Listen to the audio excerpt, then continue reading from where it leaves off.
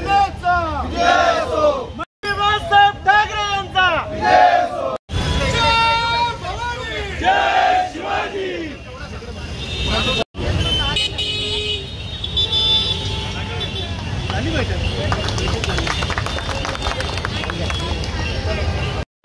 हा उत्सव साजरा करणार एवढं तर नक्की आपल्याला आता शांत बसून जमणार नाही, बरोबर आहे।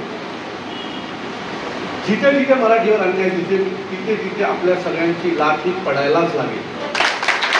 याच्या पुढे परत कधीही भारतीय जनता पक्षाने आपल्यावर हिंदी लादायचा प्रयत्न पण केला नाही पाहिजे आणि कुठल्या हिंदी भाषिकाला कर्मी पण नाही